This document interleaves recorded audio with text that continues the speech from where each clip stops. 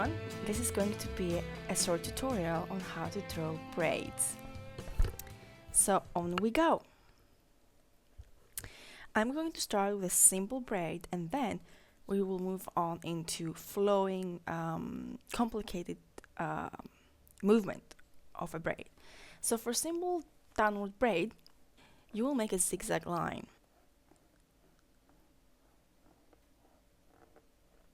You don't have to make it completely even because braids are usually never completely even.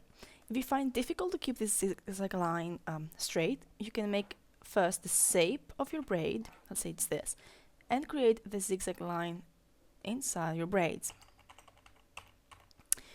After you've made your zigzag, let's pretend this is the beginning, the root of our braid. There we go. We're going to take its upward line, its tip, and we're going to extend it until it reaches the one above. Its line will be extended. It doesn't have to be completely straight because it's not so realistic. It's okay if you have little bumps.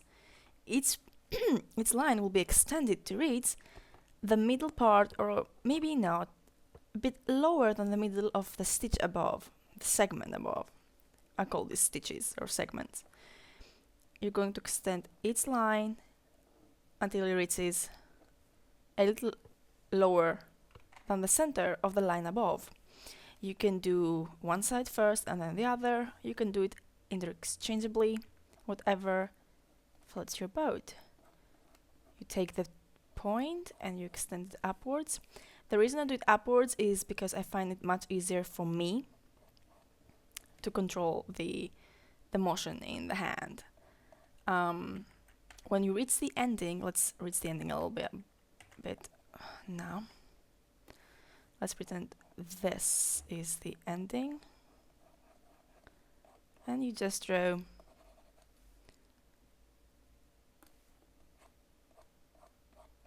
the ending of the braid. This looks a bit weird because my stitch is not even. Let me just fix the zigzag here a bit. There we go. The same way you can do it with downward stitches. You can have the stitches going downwards, depending on how you usually do your braids. I always draw my braids, wow, wrong. I usually do my braids like so.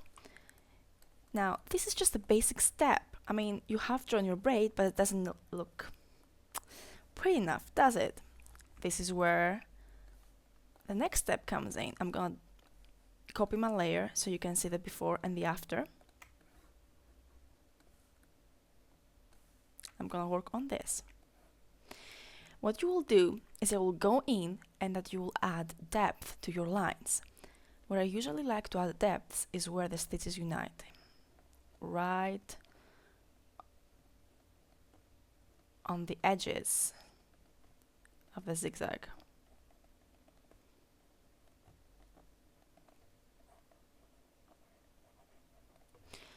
As I do it here along the edges sometimes. You don't have to do all of them, but I really like making the line thicker where the lines unite. If you were drawing this traditionally, this would come out naturally because if you had a fountain pen, the ink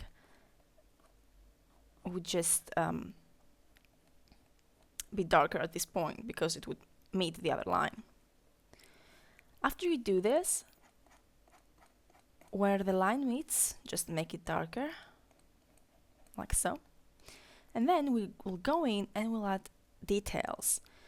What we will do is we will add hair on its segment. Not necessarily on every single segment, but enough to make it look more realistic. You have to make sure that the hairs follow the movement of every stitch, because the hair move hair follow the braid, like so. You cannot have hair like this. It's kind of weird, doesn't make sense. So the same way, you keep adding small details to your braid. Maybe make a bigger dip here in one of the lines. Make it look a little bit looser.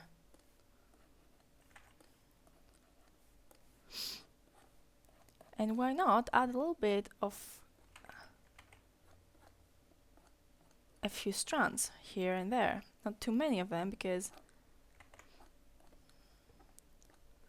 the braid will look very messy, unless that's what you're going for. Adding random hair here and there. And look how different it is. This is how the simple shape of the braid is, and this is how it looks after you just simply add a few depths on your lines and a few hair. So this is basically how to make a simple braid. Now you can use the exact same way to draw flowing braids. I'm not sure if this is the correct way of calling them, but when I'm drawing hair that are blown by the wind and I have a braid in them, I usually have to make the braid follow the flow of the hair. So if I have a braid that goes like this, for example, in the wind, what I do is that on a sketch layer, I make the line the braid follows, like so. I lower the opacity, and then on a separate layer, it is the main braid layer, I will go in and I will draw my zigzag line. You have to make sure that the angles of your zigzag follow the flow of the line. You cannot have a zigzag that's like this.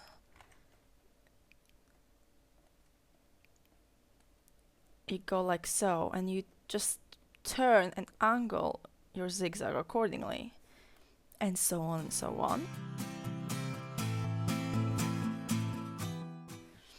Like this. Then we will go in and we will use the same method we did before. If this is the root of the braid, I said the brain. The braid, you will take its line and you'll put it extended above. Its line will be extended above. As you can see, I use a sharper airbrush for the details. You go on and on. Rotate the screen as you like. Photoshop unfortunately doesn't have this feature in previous versions, I think. It really helps being able to rotate your canvas with a flick of a button.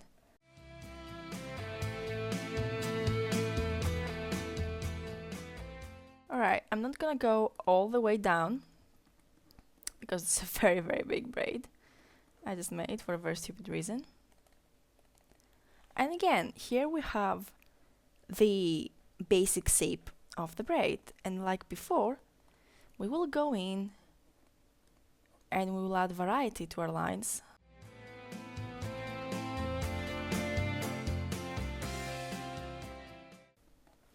This is the same way I use to actually paint hair.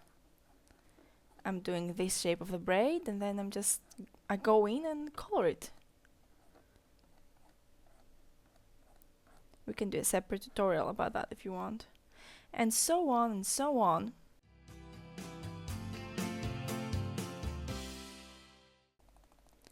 Until the braid is done.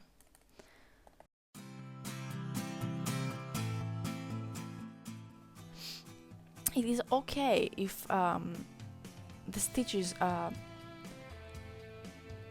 uneven.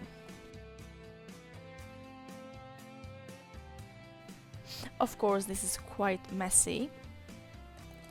You can go in and do it as slowly as you can. I'm doing it a little bit hastily, so that I won't eat up all of your time.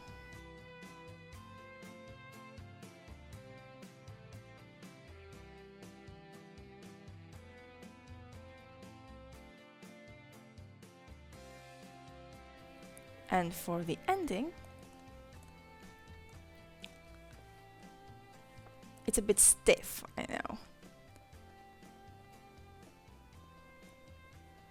We'll just go in and draw.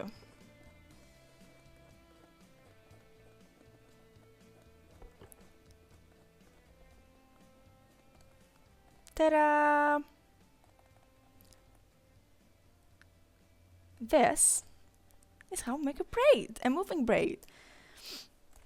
I spent hours trying to find an easy way to do my braids, because if you're like me and you like to draw men with surprisingly long braids, Undertaker, you have to find a way to do it.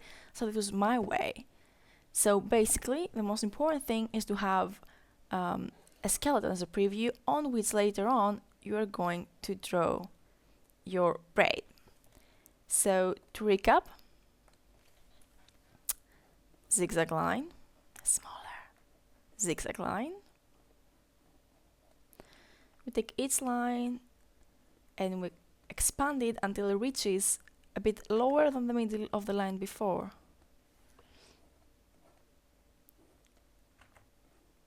This is my messy braid. And then we go in and we add the details we want. And that's how you make a braid. I hope this was helpful, and I hope you can go on to make wonderful braids now. And I hope this didn't take too much of your time. Lots of love for you and your art. Until next time.